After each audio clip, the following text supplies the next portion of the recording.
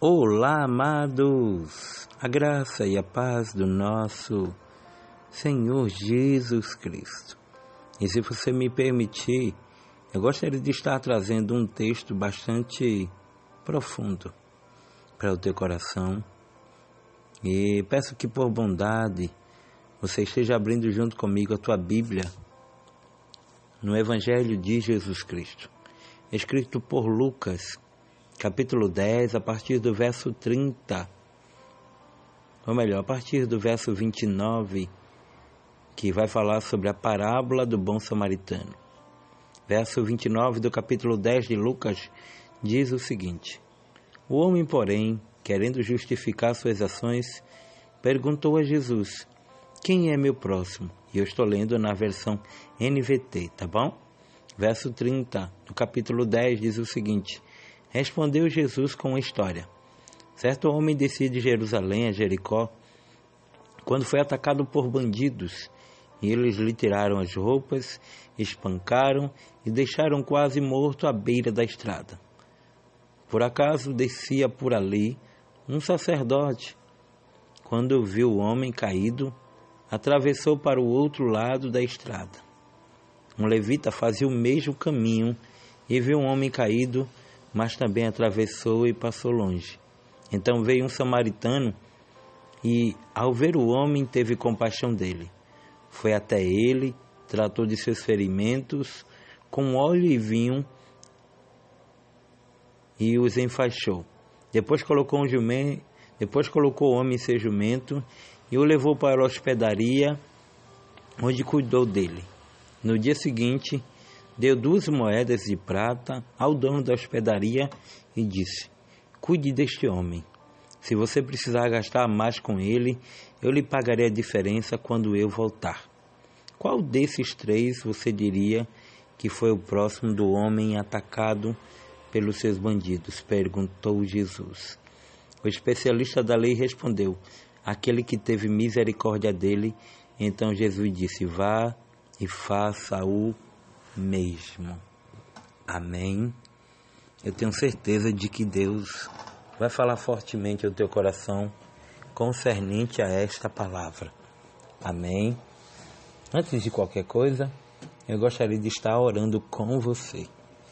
Pai, te louvamos, bendizemos o teu nome, porque só tu és digno, Senhor, de toda honra, de toda glória e de toda adoração. Pai, te peço perdão de todos os meus pecados, Senhor, para que o teu nome seja glorificado em todo o tempo. Em nome de Jesus. Amém. Amados, eu gostaria de estar falando com você no dia de hoje acerca do problema que há em ser religioso demais. Somos sabedores de que a religião significa, na verdade, religação, porque no original quer dizer religar, ou seja, ligar o homem a Deus. Entretanto, nós precisamos compreender e entender de que ser religioso demais há um problema. Por quê? Porque muitas vezes nós olhamos mais os defeitos do próximo e esquecemos do nosso. Olhamos para a casa do outro e esquecemos da sujeira que existe em nossa casa. O próprio Jesus vai dizer de que antes da gente olhar ou verificar o que está no olho do irmão, nós precisamos olhar o que se encontra nos nossos olhos. Então, para não sermos juízes injustos, nós precisamos tão somente nos examinar. O próprio apóstolo Paulo, ali no contexto da Santa Ceia, ele vai dizer que o homem tem que examinar a si mesmo. Ou seja, deixemos esse embaraço de querer muitas vezes julgar as pessoas e se esquecer dos nossos próprios erros. Entretanto, nesse contexto, Jesus vai se encontrar com um doutor da lei. E este doutor da lei, ele vai, digamos assim, questionar Jesus. Por quê? Porque ele queria, digamos assim, arrumar uma brecha. Porque muitos são assim, né? Eles isolam o texto para muitas vezes julgar alguém, punir alguém. Infelizmente, estes ou estas são hipócritas. A partir do verso 25 vai dizer que certo dia um especialista da lei se levantou para pôr Jesus à prova com esta pergunta: Mestre, o que preciso fazer para herdar a vida eterna? Jesus respondeu: O que diz a lei de Moisés? Como você a entende? Por quê? Porque muitas vezes a gente, digamos assim, quer ter o discernimento ou entendimento de uma forma errada. O próprio Tiago vai escrever na epístola do mesmo, a dizer, no capítulo 1, versículo 5, de quem não tem sabedoria, peça a Deus, que Ele dá e não lança em rosto. Sabe o que eu acho interessante? Tiago também vai dizer, esse mesmo Tiago, de que todo homem seja pronto para ouvir e tardio para falar. Por quê? Porque quem fala muito machuca muito, mas aquele que ouve muito, ele sabe a hora certa de abrir a boca. E muitas vezes, conforme Salomão cita, a gente mata alguém com uma palavra. Porque Salomão mesmo vai contar e dizer que a morte e a vida estão no poder da língua. Com a minha língua eu posso matar, mas também com a minha língua eu posso trazer a vida a alguém. Quem você é na verdade na história? Alguém que mata ou que dá a vida? Eu sei que esta palavra é uma palavra dura, que muitos, sabem, não gostam de ouvir. Mas coisa boa é palavra que nos cobra conserto, porque aí então a gente se conserta e vai ao céu. Eu não estou aqui, dizendo ou falando nome ou dando nome a alguém, porque a Bíblia em si, ela nos confronta. O próprio Isaías falara que essa palavra ela não volta vazia. Isaías também vai falar e dizer que o povo honra com os lábios, mas o coração está longe. E sabe o que eu acho interessante? É que Jesus vai dialogar com este doutor da lei e dará para ele a referência, sim, a referência de que como ele vê a lei. E ele diz, olha, como você entende? Ele disse, o homem respondeu, ame o Senhor seu Deus de todo o seu coração, de toda a sua alma e de toda a sua força e de toda a sua mente. E ame o seu próximo como a si mesmo. Então, Jesus disse, você está correto. Faça isso e você viverá. O homem, porém, querendo justificar suas ações, perguntou a Jesus, quem é meu próximo? E Jesus vai ali contar a história de um homem que descia de Jerusalém a caminho de Jericó. E no meio deste caminho ele foi atacado por ladrões e os ladrões o deixaram quase mortos. Perceba o problema que existe na religiosidade. Porque após ele ser espancado e estar na beira da estrada, descia dali um sacerdote que, olhando para ele, em vez de ajudar, não fez caso algum, ou seja, não ajudou. Porque às vezes é assim, a gente espera a ajuda de alguém quando alguém vê que a gente está morrendo.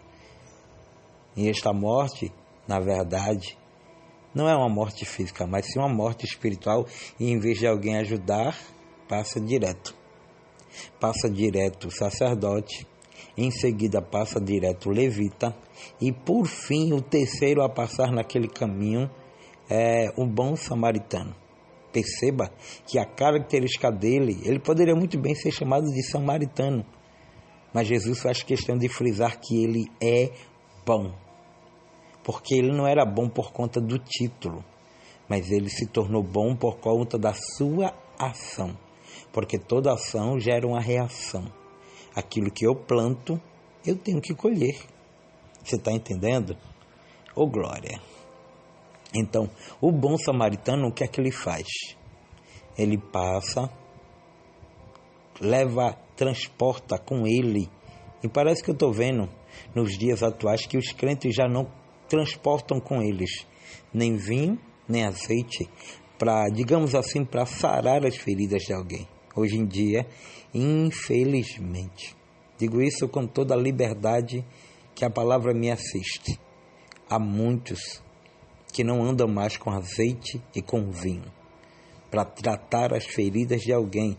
Nem todo mundo sabe tratar das tuas feridas, mas Deus ainda levanta um bom samaritano.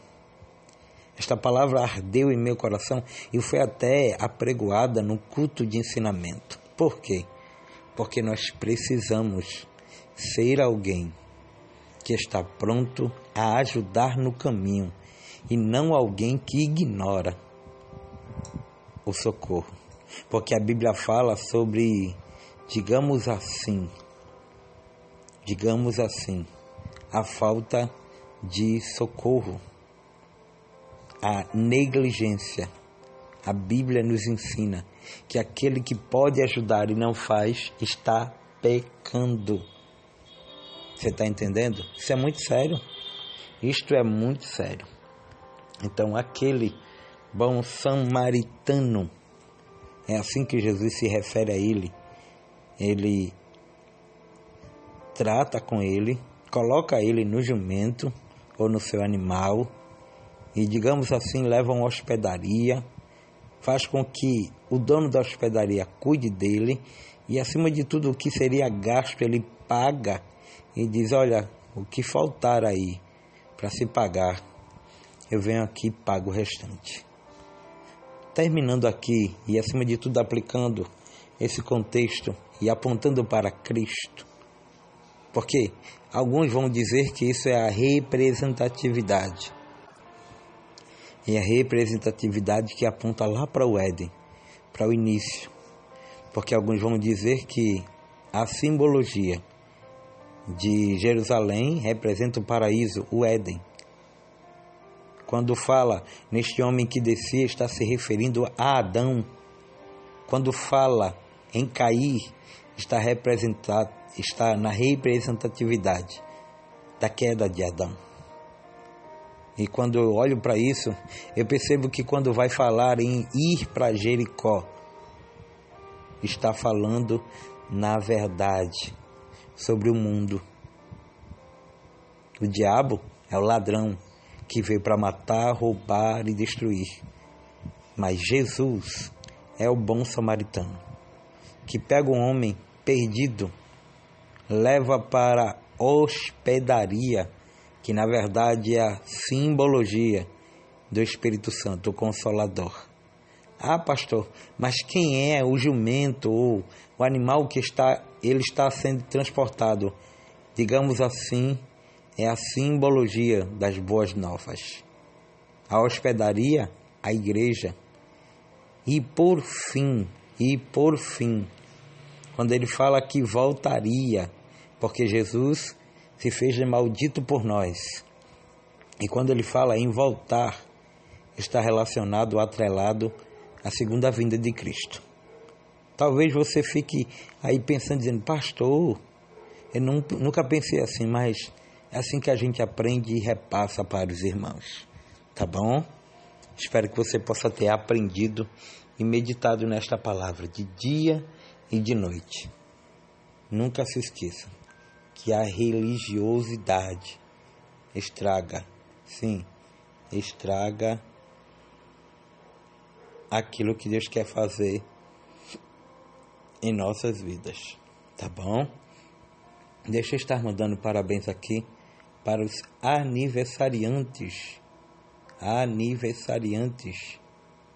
Eu tenho certeza de que Deus falará fortemente ao meu e ao teu coração, tá bom? aniversariantes de ontem, ou de hoje, ou de amanhã. Ontem quem completara mais uma primavera foi a irmã Kelly Rosehausen. Amém? Missionária Kelly, que é uma bênção, em nome de Jesus. Quem também completara mais uma primavera,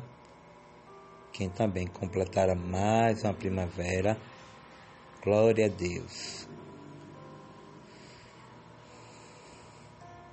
São aqueles que, de certa forma, têm, acima de tudo, aniversariado. Tá bom? Então, a você, meu amado, minha amada, meus parabéns. Que os céus te abençoe, hoje, sempre e eternamente. De uma coisa eu tenho certeza: Deus falou fortemente ao meu e ao teu coração. Que o Senhor te abençoe e te guarde. Que o Senhor faça resplandecer sobre ti o rosto e te dê a paz. Tá bom? Que o Senhor te abençoe e te guarde. Em nome de Jesus. Glória.